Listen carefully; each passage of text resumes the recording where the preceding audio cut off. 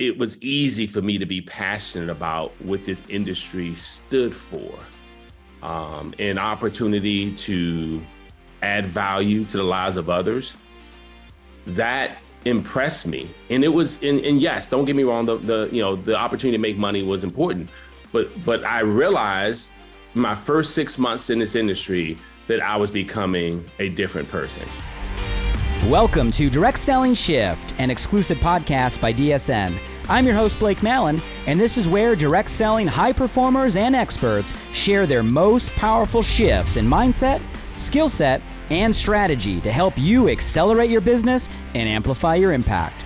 I challenge you to be present, open your mind, and let the shift begin.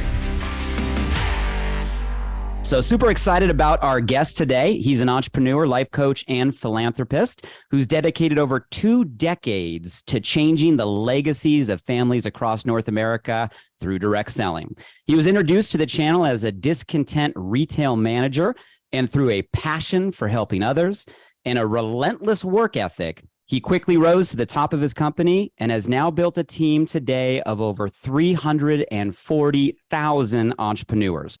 He's been recognized as the National Entrepreneur of the Year from the National Black Chamber of Commerce. That's the largest minority business entity in the world, and has appeared on mainstream media such as Fox, BET, and TBN. And over the last 12 years, he's also balanced working directly with the corporate team as an executive and a trusted advisor directly to his company's CEO.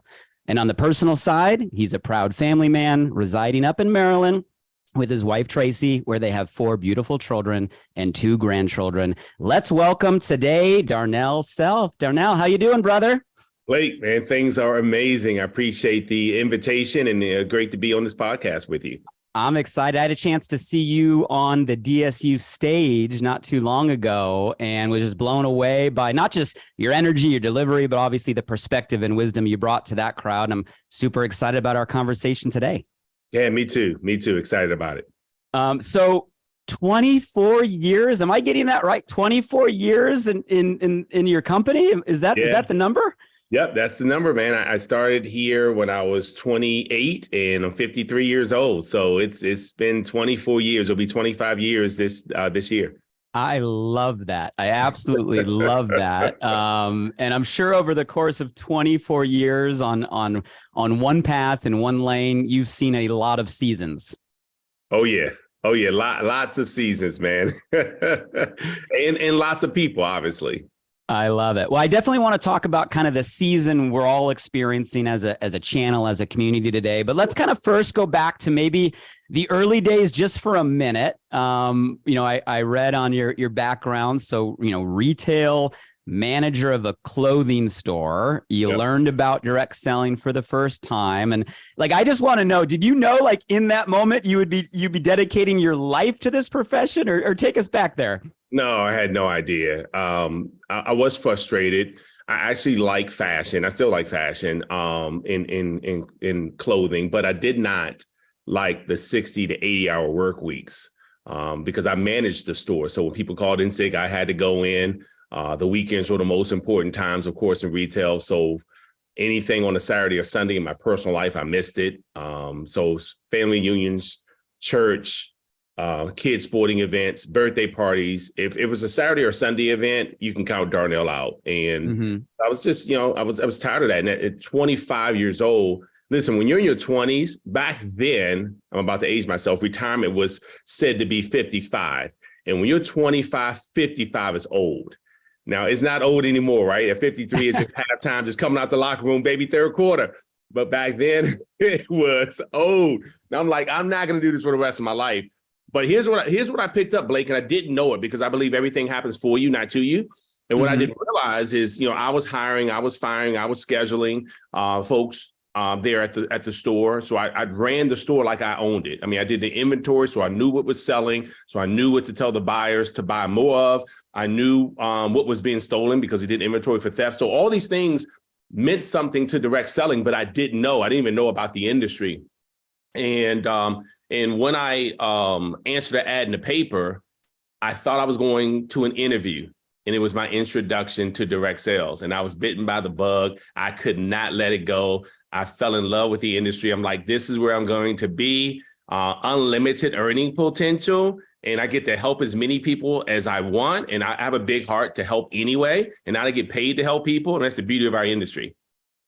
Well, I love it. I mean, that's some perspective that I know we get a chance to learn from today, and all of the seasons, and I'm sure the ups and the downs, and we'll get some highlights. And, I just want to say, I love hearing that story. And Darnell, I know we're just kind of building a new relationship, but like loyalty is huge on my personal values list. Me too. Right. So, my wife's downstairs. We met in high school. We were high school sweethearts. Wow.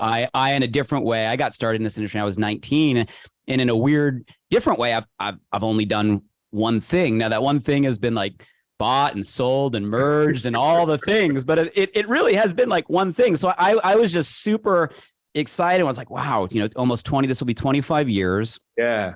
For you with the company you're with. And my wife and I met while we were working at the mall. We were in college. She was going to a college here in Maryland. I was going to a different college. But we met while we were working at the mall. So we got married while we were still working at the mall. And then 1 year after we got married, I quit my job to go full-time in direct selling. My in-laws. I love it. You literally just gave me chills, because I could feel that just in your story, right? And Sure.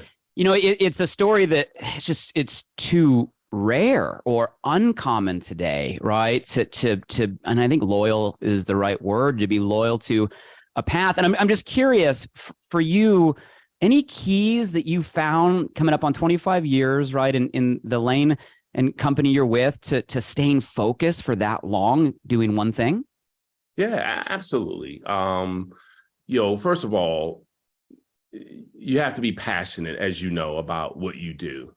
And there's no real gray area there. You either are or you aren't. Like, you're either in love with your spouse or you're not. Mm-hmm. And so for me, it was easy for me to be passionate about what this industry stood for. An opportunity to add value to the lives of others. That impressed me. And it was, and yes, don't get me wrong, the opportunity to make money was important, but I realized my first 6 months in this industry that I was becoming a different person. Mm-hmm. I was more patient. I offered more grace and forgiveness. And so all of a sudden I'm becoming this different person, and people around me noticed it. So because of that, it was easy for me to stay, as we're talking about now, loyal to a path that was helping me to be a better man, a better father, better son, better husband, better leader. How do you quit that? Mm-hmm. You know what I mean? And so, and by the way, I'd learned, remember I said everything happened for you, not to you. What I'd learned, Blake, in back at the mall, I'd learned culture building and didn't even realize I was learning that. So there, I built loyalty too. I ran that store like I owned it. I mean, I took the guys out to Cheesecake Factory after work. And so I was building culture then, not realizing I was going to be in an environment where culture meant a lot.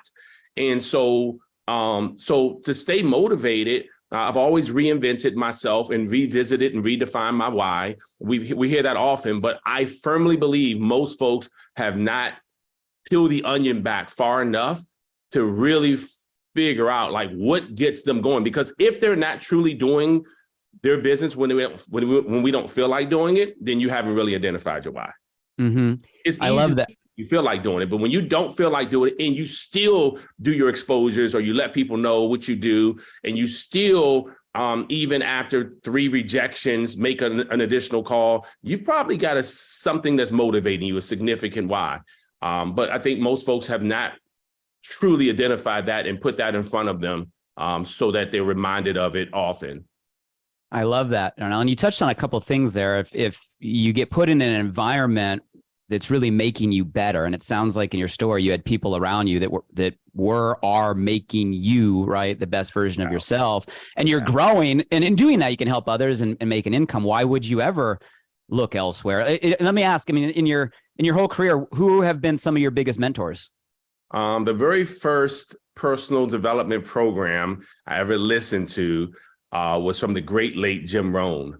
Mm-hmm. And it was building an unshakable character. And I'm so thankful for that now that we've, built a fairly large organization, because character means a lot, as you know. You know what I mean? Making the decision that's best for everybody, even when no one else is looking. Mm-hmm. No hidden agenda. And so I learned that early on. And even, people would say, probably if they looked at the decisions I made early on in my business, why would you invest in others before you even made money yourself for your own household? And it was because I learned about putting others first, eating last as a leader. And so those programs helped me out. I had one person, Blake, only one person who's a friend of the family, who was an entrepreneur. No one else in my family was an entrepreneur. So that was tough because my mom worked for the government. My dad drove the Metro bus, which is the DC transit system. So they weren't negative, but they were protective because it was an unknown for them. So I could have defined it as negative, but I didn't. I said, I know they're being protective. They were like, babe, you need security in your life, 2 weeks check, 2 weeks check. And then for me, that's not securities. Security, someone telling me what I'm worth isn't secure, because that means someone can tell me what I'm not worth. And so I wanted to get paid what I was worth. And it wasn't the mall's fault for paying me $40,000 a year. It was my fault for accepting what I thought I was worth more than. So that's, so that mentor, that friend of the family, really helped me in terms of goal setting. I'd never set a goal. Here I am, 25. I'd never set a goal in my life. I'd say, I wish I would wish for this. I'd want for that. And I can't wait for that, but I thought that was a goal. That wasn't a goal. There's no date attached to it. There was no plan, and a wish is not a good strategy, as you know. So having him a part of my life, he's just a great man. His name is Howard Brooks. And he really, helped me to understand what goal setting was all about. So him, the great late Jim Rohn. Then I started to go to these seminars. I was going to see John C. Maxwell when he was only speaking at small churches, just before arenas. So he was speaking at churches in Northern Virginia, and I was going to see him there at churches. So it was funny. Now that I think about, the arenas that Tony Robbins and all these guys speaking, I'm like, man, what an honor and a privilege. I had a chance to see these guys when they were in smaller rooms and intimate settings. I love that. And we share a belief in a lot of these leaders and a lot of common mentors, for sure. I love your perspective, saying that, things happen for a reason, and you may not realize those reasons when you're in the moment. Sometimes the dots kind of connect in the future. I'm curious, is there any kind of defining moment in your journey as an entrepreneur that when you were in the moment at that point in time, you were like, why is this happening to me? Like, it seemed horrible. It seemed negative. It was one of those sky is falling, where it was easy to maybe slip into kind of like, a why is me, that later on, whether that was a year or 10 years or 20, like later on, you realized was an absolute blessing. Or are there any of those defining moments that you could share with us? How long is this episode? I can go on and on. I actually have a podcast where one of the episodes is called Connecting the Dots. And that's why I was smiling so big when you said that. The whole episode is about connecting the dots. And you are spot on. Like, when I was a child, they had this game, this workbook, and it was a bunch of dots, right? And it was 1, 2, 3, 4. And when you connected and you went in order, it would form a picture. Well, when you're on number 4, for an example, and it's 32 dots, you can't see the full picture. You're like, why in the heck am I connecting this dot? But in the end, you realize that every dot mattered, and you're spot on, Blake. I can tell you about, like, August. I joined my company in September of 1998. August of 1998, my car was repossessed. And I borrowed money from my mother to save my home from foreclosure. And my mom said this to me, Blake. She says, babe, I love you. And, I'll do anything to help you. And this is all that mom has. And it crushed me because she's retired at this point. And I'm thinking, man, I'm taking her retirement to save my home. And I mean, I guess it didn't crush me too much because I took the money, but it crushed me in terms of my spirit. And she's never said the words, "I'm disappointed in you," ever. I felt like I was disappointing her, though. And that was the point. That was a dot. I didn't understand at that point. But what I did not realize, Blake, was that so many people would join me on this mission, and they've had a moment where finances were tough, and they've had a moment where their esteem was low, and they've had moments where they felt like, man, how am I going to get through this month?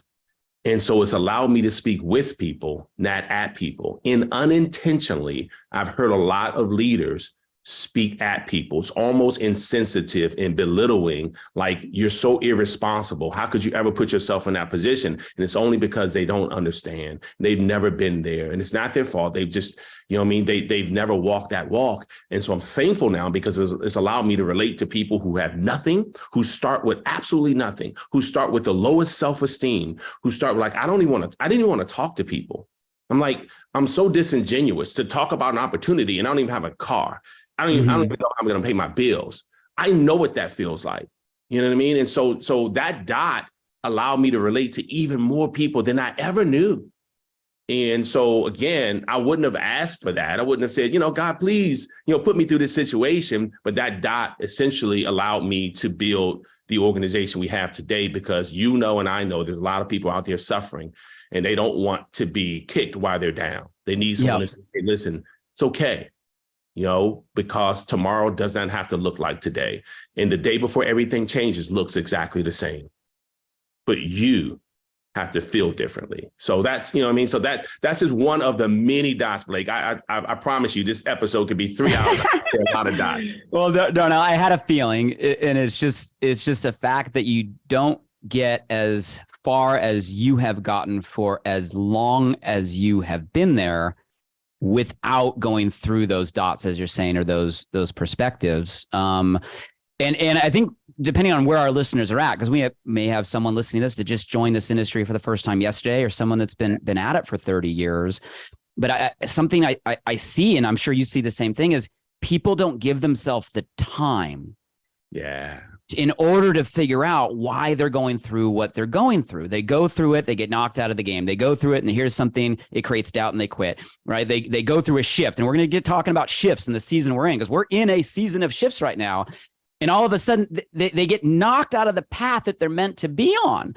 Yeah. Right. And your story is so powerful. And I'm so excited we're bringing this in early episodes, because it's a story. Yeah. Loyalty, consistency, persistency, going through the stuff is what everybody has to go through, right, in order to achieve the level of success you've had. Let me ask you this, and then we can kind of shift to some of the, the disruptive, evolution we're seeing today. But I'm curious, because we've all seen in this industry, someone goes through that dot, that shift, that change, that doubter, and they get knocked out of the game, or they feel like they have to go a different lane, right, or a different direction, or try something totally new.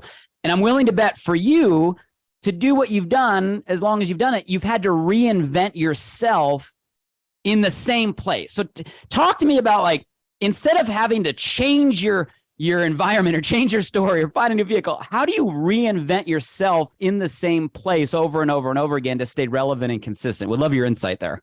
Yeah. So when you're clear on what you want, you also become clear on what you don't want.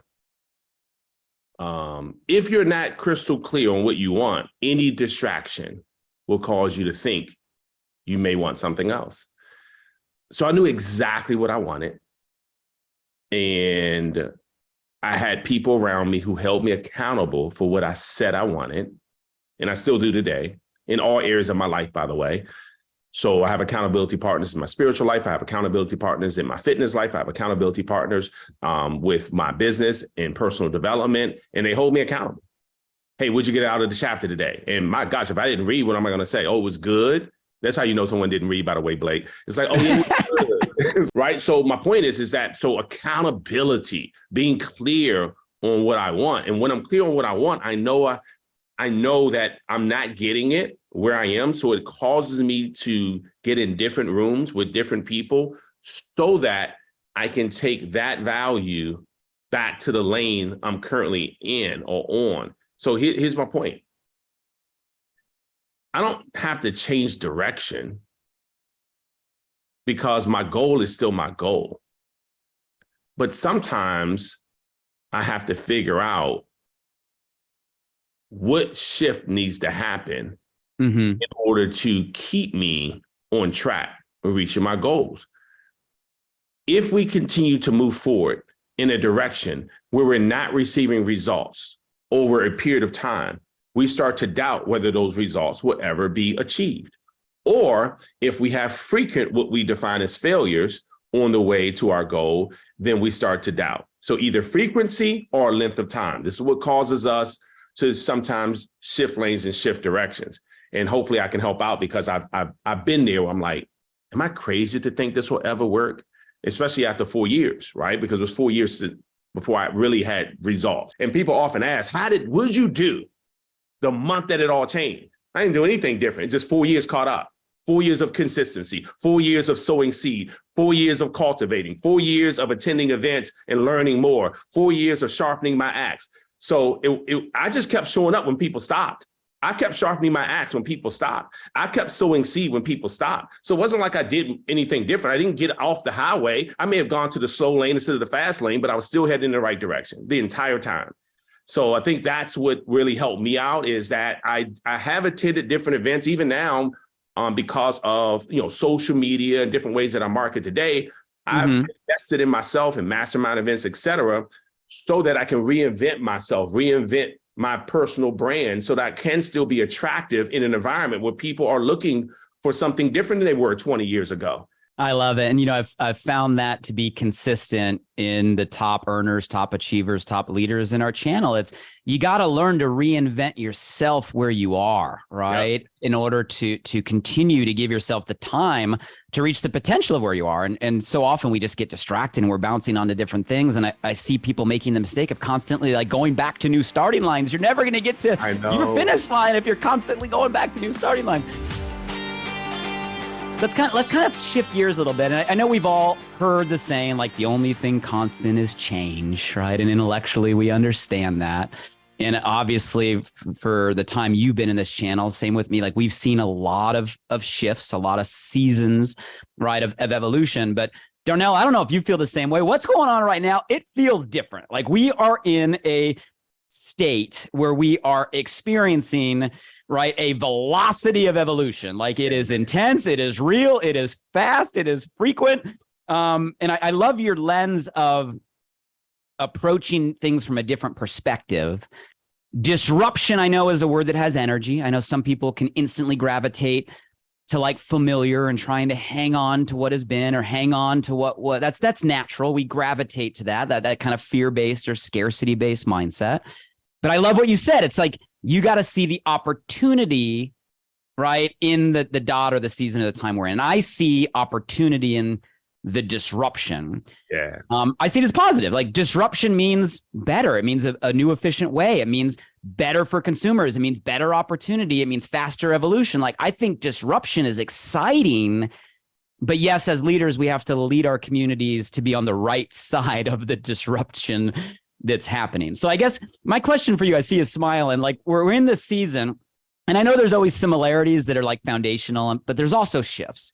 Yeah. What are some of the disruptive shifts you're seeing as a leader right now, today, that are shifts that are maybe a little different than a year ago, 2 years ago, 5 years ago, 10 years ago? And what are you doing to lead your community to be on the right side of those shifts?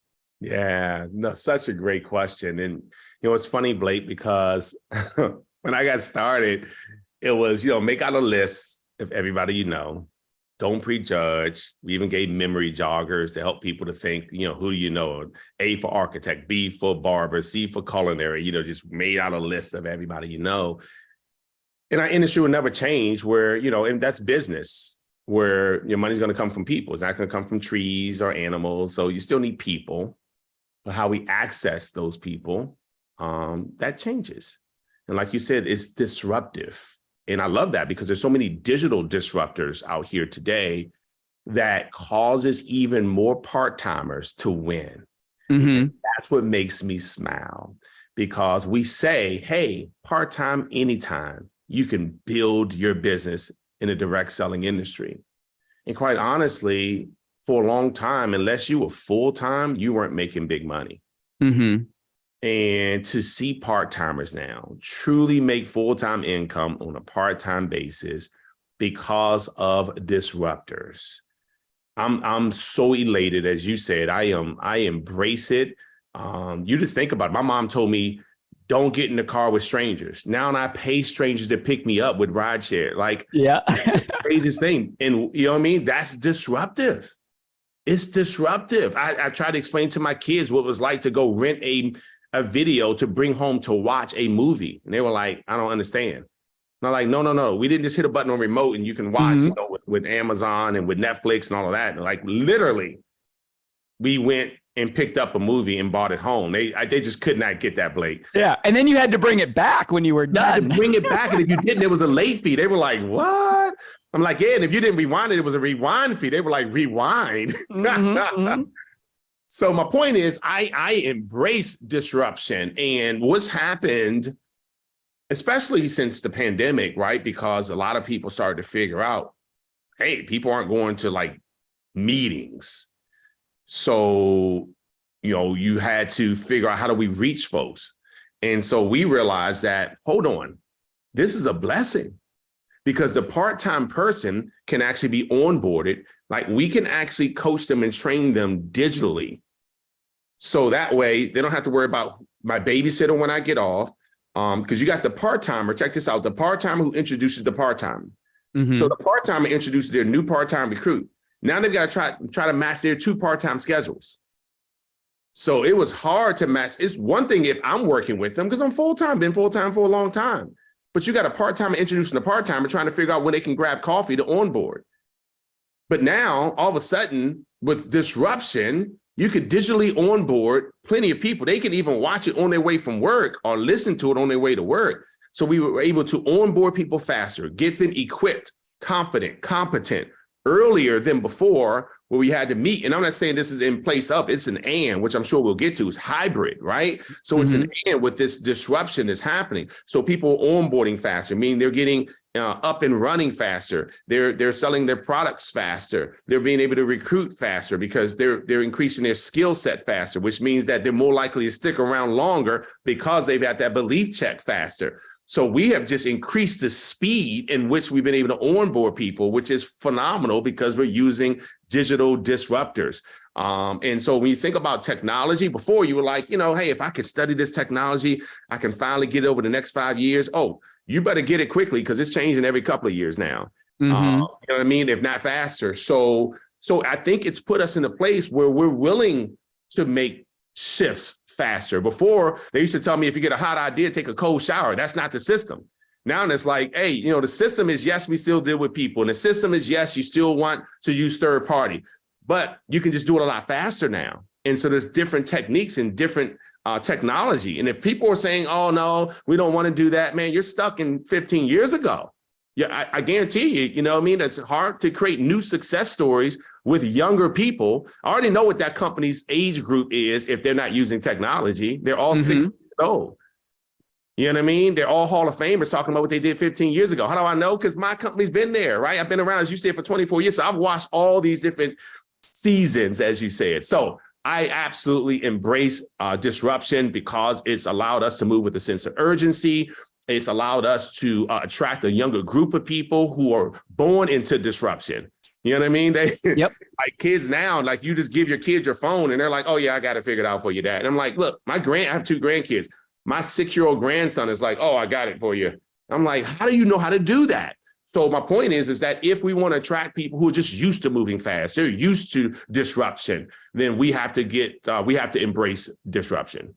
You know, I love it. I think those are great points. And just hearing you kind of lay out the pandemic period we all went through, right? Yeah. And what it did to our space, it really just normalized what our channel had been doing. Like, but like prior to pandemic, if you tell people you work from home, people are like, is everything okay? But during pandemic, like it just normalized. Well, now it's like, you're weird if you go to an office. And you're right, because we had to not just embrace, right, but I mean, rely on virtual digital technology to continue to grow it. And it accelerated everything. And now we're obviously through that phase. But we've learned that we can be more efficient. And it in many ways, I think it created an acceleration, right, for our channel. And like you said, how people can grow. I love that. You kind of touched on real quick.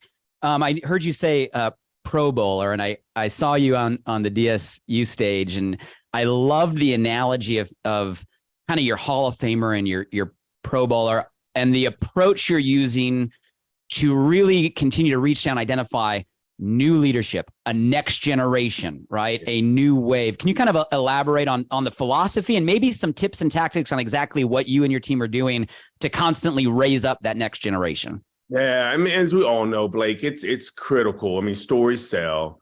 And if we're not sharing new stories, people feel like, oh, there's no opportunity here anymore.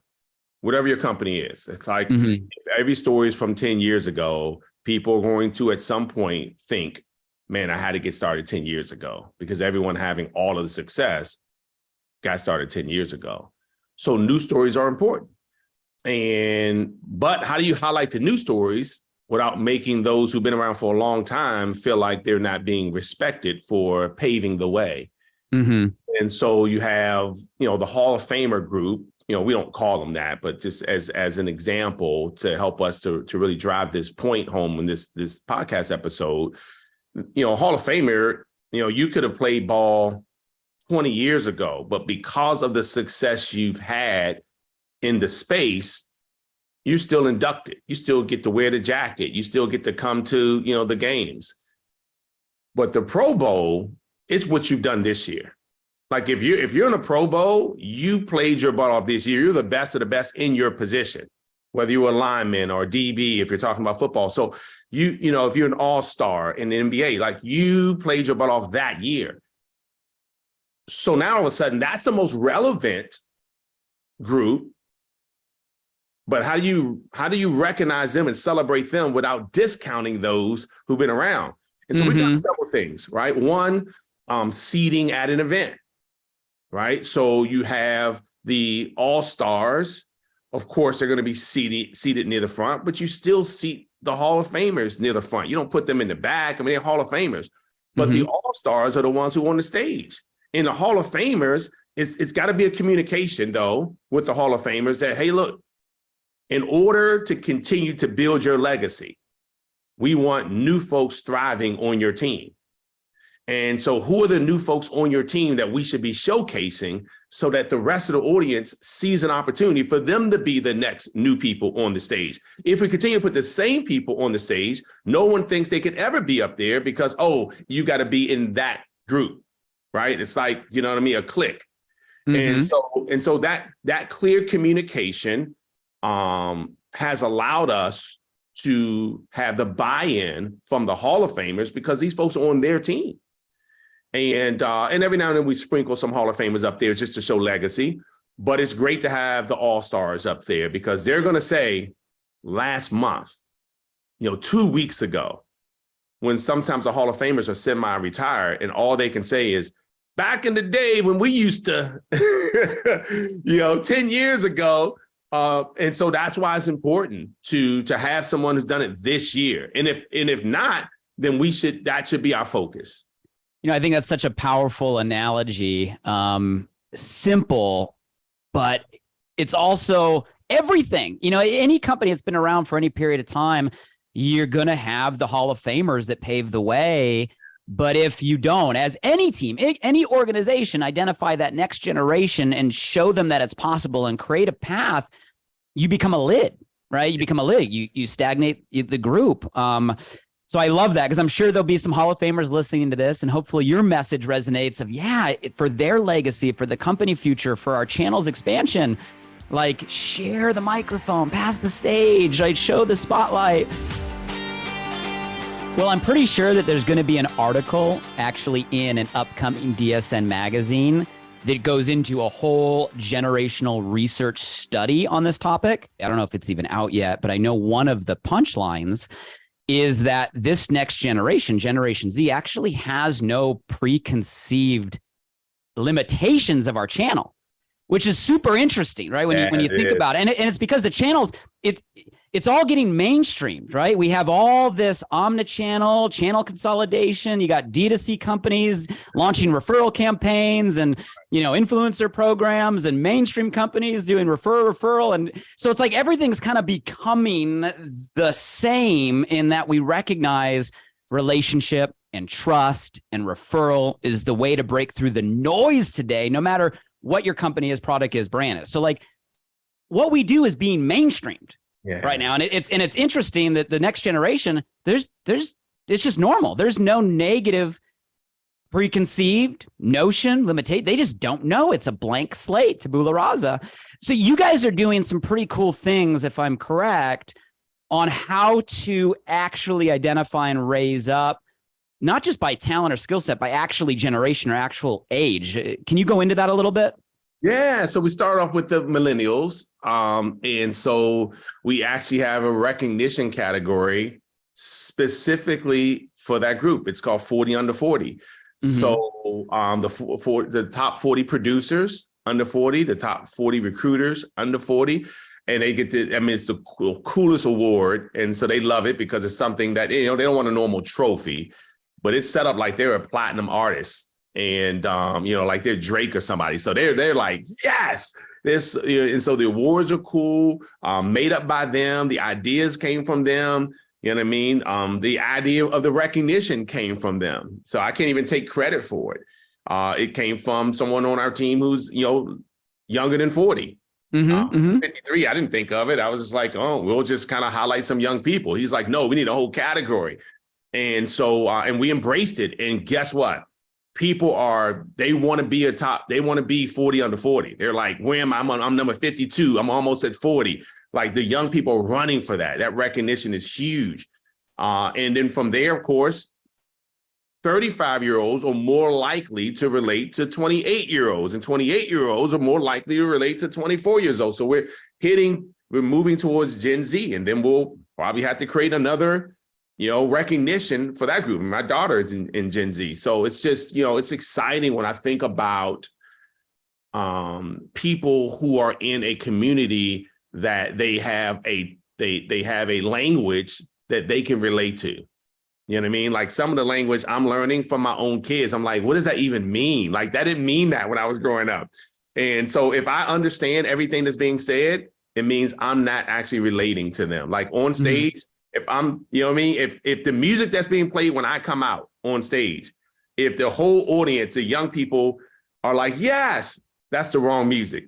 So, you know what I mean? So you have to make adjustments. If you want a younger audience, if you want a younger group, we have to inquire, what is it that you want to hear? What is it that you want to see? And again, as I'm blessed to have a corporate role. So I'm that liaison between the field and the home office. And so, I play a role there, but I'm thankful. And this is for everybody watching. Even if you're building a team of 7 or 8 people and you want younger people to start entering that team, what is it that we can do to attract younger people? Well, it'd be nice to ask younger people, even your kids or family members or neighbors or nieces, hey, like if you were to start your own business, what would you be looking for? And I know the studies are obviously been done by DSM, which is powerful. But so we've done that. Though, Blake, we have, created recognition for that at regional events. We highlight younger people because, again, if they're just sitting in the audience and people don't know that, hey, look, we've got 6 people right now that are in the Comma Club who are under 30 years old, meaning they made over $1,000 last month, right? They're in the Comma Club. And it's like, if you're under 40 or you're under 30, whatever, whatever category someone chooses to create, and to highlight those people, it says to someone else who's in that room, wow, they're like me. I can do this, because I'm looking at, all of these 50-something-year-olds, these old heads, thinking, I don't know if I can do it. But now that you recognize those 6, even though they are minority, unfortunately, I must admit, young people are a minority in our company. But we have been intentional about bringing on more young people. And guess what's happening? We're bringing on more young people because we're specifically highlighting, celebrating, and recognizing young people. And I think it's the power of conversations like this, tapping into the perspective and wisdom that you have But then also getting simple things to shift your intention. So if you're listening to this right now, everything that Darnell's talking about, you can apply today at a team level. You don't need to wait, right? What are we doing, right? What can you do to recognize and acknowledge not just maybe the Hall of Famers, if you've been around for a little while, but the All-Stars, the Pro Bowlers, the people that are on the field, so, running the plays, scoring today. And in addition to the achievement or the performance, I love the idea of just age your generation, because there is. I mean, we got millennials crushing it in this industry. We got Gen Z now that, like you said, are so in tune with the disruptive technologies that they can rise faster and then teach the rest. But it starts with, like you said, I think intentions, that word. We've talked a little bit, Darnell, on like the shifts, maybe just a couple minutes as we're navigating this season of shift, this disruptive time. I also know you're a fan that there are similarities, right? There are kind of timeless principles, foundational items that no matter what happens in the world around us, that are still truth, right? And how to build a community movement here. Maybe just a couple minutes on some of the things that have been consistent, right, over your entire tenure that you're still applying even more today. Yeah. I mean, there's, and quite honestly, Blake, they're life principles. Like, we're talking about Hall of Famers and Pro Bowlers or All-Stars. We're talking about, those have been around for a little bit compared to Gen Z. And when we do that, so we're here on this episode, you and I just, chopping it up and chatting back and forth. But when I'm communicating on a team Zoom or at a regional event or international event, I'm not communicating or messaging it the way I'm doing right now. Mm-hmm. Because if you want to build a solid, loyal culture, you cannot tear down one tower to make yours look taller. Mm-hmm. So I wouldn't bash the Hall of Famers to make the All-Stars look good. I wouldn't even mention it. I would just mention the All-Stars. Mm-hmm. I've already had a private conversation with the Hall of Famers privately, because you never chastise, you never say anything that could be looked at as de-edifying in mm-hmm. public to any group. And so that's always done privately. So I just mention that because for those who perhaps want to take this approach, I would never on a public forum say to a group of people, hey, you've been around for a while and we're going to start celebrating these folks. You know what I mean? That's a private conversation to say, hey, mm-hmm. I've been hearing this. Love to get your thoughts on this. You know what I mean? You're getting buy-in so that they have an opportunity to say, makes sense. Yep. Or there could be some discussion if there is some disagreement. So I just wanted to bring that up because I don't want anyone, sometimes newer associates take what we say and they just go say it. And I think that's huge, because anything that can be misunderstood will be misunderstood. And I appreciate the transparency, but I also think that's super important. And maybe if you need to elaborate, do it, because that communication, right, on how you deliver that and who you deliver that and where you deliver it is what makes the strategy work or not work. No, it's just cascading communication, right? So you start at the highest level possible. If you have relationship with the highest levels, and again, not everybody can communicate everything because not everybody has the same relationship with everybody. And mm-hmm. John C. Maxwell talks about the 5 levels of leadership, and unless you have permission, which is only based on relationship, then there's certain things you can't say because, Blake, you could say things to a family member of yours and it would be received differently than a stranger coming to say it, because then it would be offensive. It's like, who are you? You don't even know me. Mm-hmm. But they know if you're saying it, it's because, number one, they don't doubt the love you have for them. They don't doubt that you're saying it because you want the best light shining on them. They don't doubt that you're only sharing this because you're giving them feedback because you want them to take their better to best. For me, they don't know if there's a hidden agenda because they don't really know me. So there must be some permission there. There must be some relationship there. This is why it's important to learn the names of people's kids and why it's important to remember conversations you've had with people so that you can say, hey, man, so how was your son's baseball game? Right? Mm-hmm. It's like, man, my own brother didn't ask me about that, but you did. And all of a sudden you're building this relationship like, wow, he cares. And now you've gained some permission to say certain things that you couldn't have said. So So I just don't want people to skip over that and think that you can just go say anything to anybody and it'll be received. It may not be the message itself, but the messenger who's sharing it is the reason why it's not received. Yeah. And I love how you said these are life principles, because I know we're talking business and we're entrepreneurs, and everybody listening is probably focused on how to go to your next level, right? In the path that you're in. But it's life. It all comes down to relationships. Relationships amplify life. They make life richer. It's got to be real. And here's the thing, even to put the business hat on, Darnell, the relationships are what separate what we do from any other channel and any other brand. The connections, the community, the relationship is what makes direct selling different and greater and better. And I love that you highlight that, because no matter the season, no matter the shift, no matter what disruption we're going through right now, it'll always come back to that's the glue. Yeah. That's the value. And in a world today where so much is transactional, and so many other channels are worried about the click or the sell or the upsell or the funnel, it's our differentiator. It's what can make our channel thrive. It's real, right? And I think, the honesty is the best policy thing. It's legit. Like, when I make a mistake, not if, when, because I'm human, when I make a mistake, my job is to apologize quickly.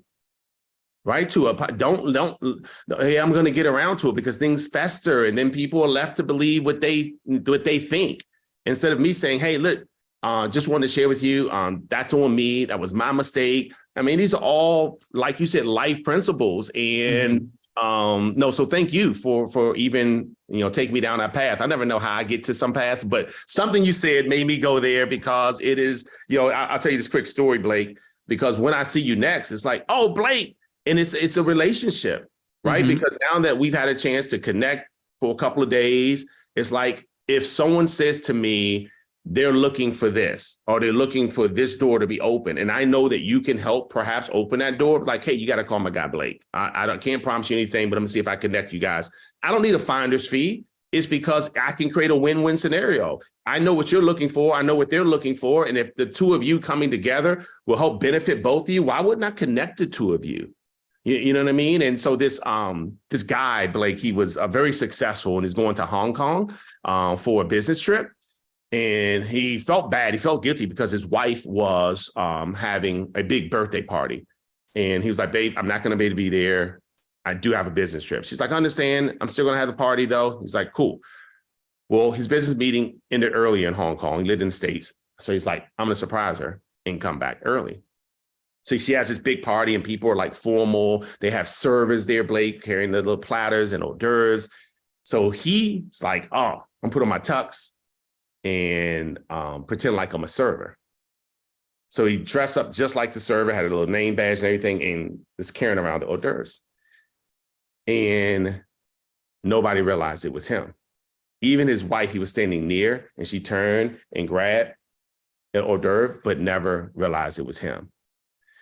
And here's what he said in his talk and sharing the story. He said, it wasn't that no one recognized me that hurt my feelings. It was that no one even noticed me. And how many times do we walk past someone at a hotel who's cleaning our room, and we're like, hi, good morning, but we don't notice them? Meaning that if we saw the same person later on that evening, we wouldn't notice it was the same person, because we saw them, but we didn't notice them. That's a big deal in our space, is to actually notice people. It's emotional intelligence, to realize someone needs a tissue, to realize someone dropped something, to notice. And so that is a huge differentiator in our space. And it has allowed us to build a culture that I feel has been probably one of the biggest assets of our business lasting 24 years. It's been our team culture. And because we teach things like that, noticing people, building relationships, life skills. So anyway, I thought I'd share that with you. I love it. And it's what you said where we started. It's what kept you here, right? Was you were becoming better because of the relationships and the connections in the circle. And it's just awesome to just go through this conversation from kind of where you started and what kept you in the game. And And now you're doing the same thing to hundreds of thousands of people and setting that example and culture. And that's why it's working. But I want to be mindful of your time. So before we get to any closing thoughts you do want to share, I want to do rapid fire real quick, because I'm personally curious on this. We've talked a lot. I appreciate all the time and all the perspective. And I think there's been some amazing nuggets and huge value to anybody who listens, whether they just started in the channel, today or they are one of the veterans. So I appreciate that. But one of the themes we've kind of danced on today has been these shifts, and not just shifts in the world or shifts in the channel or disruptive shifts, but the perspective shifts, the mindset shifts that you've taken along the way to maximize all this. And I'm a huge fan, because I think everything starts with that belief shift, that mindset shift. So I have 3 quick questions that are kind of that related. For you personally, what was one of the largest belief shifts, mindset shifts, that has led to where you are today? You went from telling yourself one thing to something else. That shift in perspective kind of changed the trajectory of your life and got you where? What's just one that comes on top of your mind? Yeah. So, and there's a lot, like you said, but the one thing is I'm an introvert by nature. So my mother worried about me because she was like, go make some friends. And if any of my introverts watching this, you know what I'm talking about. Your parents worry about you. And I'm like, I'm good, Mom. She's like, no, you really need to make friends. I'm like, no, because the introvert is really good, in the hammock on a vacation by themselves. Uh-huh. So one of the untruths that I had to uncover and make a shift and realize it was just something I was telling myself that was never true, and that as an introvert could not succeed in a people business. And because an introvert, just like an extrovert, can learn the skills necessary to succeed in any business. An introvert just does not get his power from a group of people, right? My energy doesn't come from being around a lot of people. My son, who's an extrovert, he's going to say, so who else is coming? Because his energy comes from a lot of people. If I'm saying, Malik, we're going to this particular event, he's like, is Auntie coming? Is Granddad? Because he wants to know how many people are going to be there, because he's an extrovert. So, but the skills necessary to succeed here, Blake, an introvert, an extrovert, anybody can learn the skills. It's a skill of follow-up. I allow myself, my own self-talk, to say, well, I'm an introvert. Mm-hmm. I don't know if I can do that, but I can. I still don't have to go to parties in my personal life and be around a lot of people. And I make enough money where I can go on a private island if I want to. So my point is that it's so that was a big one for me to dispel that myth. You know what I mean? That I was telling myself. I don't even know if anyone else told me. I think I was telling myself that. It was my own self-imposed barrier. So anyway, I'm just proving. No, I love that. I'm sure a lot of people listening can relate. I'm a natural introvert as well, so I'm smiling, and I'm sure there's plenty of listening. So same question, but different audience. So what shift, if you could snap your fingers, right, and give a brand new distributor, someone who's just getting started in the path that they're on, and say, here's one shift that you need to take, one mindset shift to the brand new person, what would you give them? Not allowing other people's opinions to dictate your path. That was big for me. Throughout my 20s, unfortunately, I was in a space where the thing that kept me back from the success that eventually I was blessed to have was my concern about what other people thought about me. What are they going to think? What are they going to say? Are they going to laugh? So unfortunately, the speed in which I had success was determined by my concern about what other people are going to think about me. And people are going to think what they're going to think anyway. So the moment I was able to overcome that mindset and just say, look, I'm just going to do it. And those who love me will love me anyway. Those who support me will support me anyway. Those who laugh are going to laugh anyway. So I put myself in a place where I just did the thing regardless of what the response was going to be from people. In other words, I limited that mindset of people pleasing. And that's not easy. I'm making it sound easy. It is not always easy. So anyway, once you figure out your purpose and what you feel like you've been purposed to do, it doesn't matter as much what other people think, because you know that the vision you've been given to you.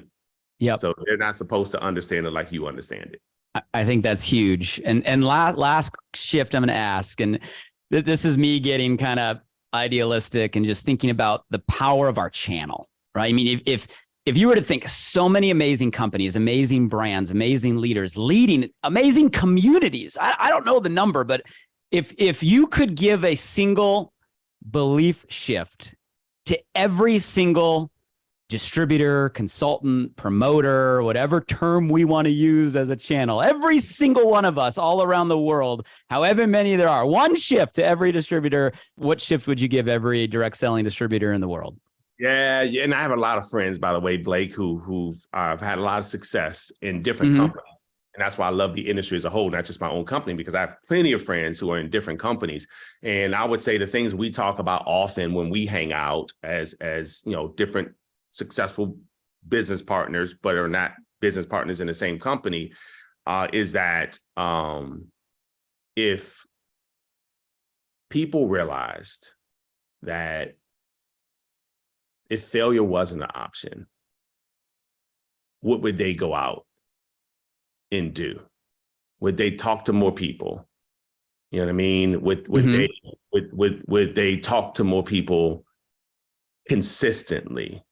Would they show up more?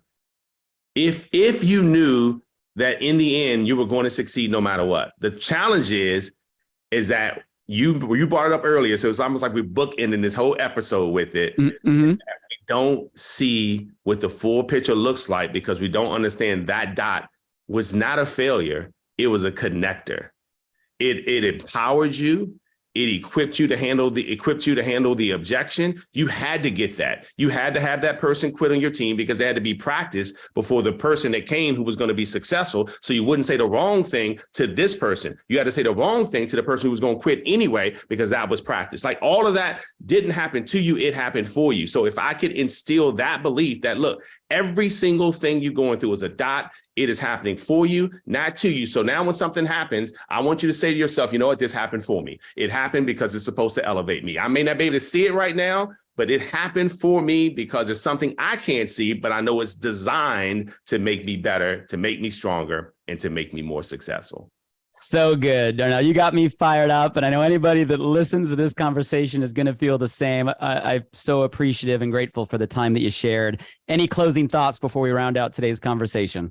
This has been great, Blake. I'm looking forward to participating more in our space, in our industry, because I do believe that those who've had a lot of success have a lot to add to the new person. And I know it meant a lot to me to have people who have been successful for a long period of time to be able to share their testimony, their stories, because it equipped me with the opportunity to have success even faster than them. My company, by the way, Blake, I don't know if you know this, was 27 years old when I joined. So a lot of folks thought, hey, it's had its day. All the success people already had, made all the money. And so for me, it meant a lot for me, as we talked about the fleas, for them to be able to say, hey, I see something in you. You're going to do bigger things than I did. You're going to make more than I did. You're going to impact more people than I did. And so I think we need more of those of us who've been around for a long time saying that to new people, that Gen Z folks, those Gen Z that Gen Z population, because they do have an opportunity to win even greater than us. And I can't wait to hear their testimonies. I love it. Ladies and gentlemen, Darnell Self, and this has been an inspiring conversation, an enlightening conversation, and something I know can add value to your business today and those around you. If you guys got value from our time today, we're doing this just to make an impact, right? For no other reason than to add value, for no other reason than to make you out there listening. You're the next all-star. You're the next Pro Bowler. You're the future Hall of Famer. It is possible. And I know if you apply some of the nuggets we got today, it's going to move you in that direction. If you guys got value, please drop by the podcast, leave us a good rating, leave a review. We'll read them. We'll share them. And now you have a gift that you can give. This conversation can be a gift to people you know in the space, someone that needs a shift, right? Someone that needs an inspiration, someone that wants to compress time by getting access to the wisdom from Darnell today. So please share this, get the word out. Darnell Self, everybody. Darnell, thanks for the time, brother. I appreciate all of it. And to all of our listeners, thank you guys very much. We'll see you on the next one. See you guys.